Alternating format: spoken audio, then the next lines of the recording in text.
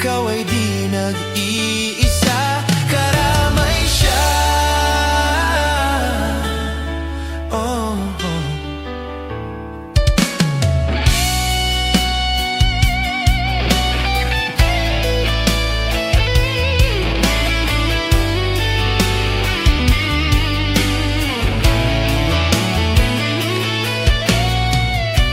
Maririnig ang dalangin,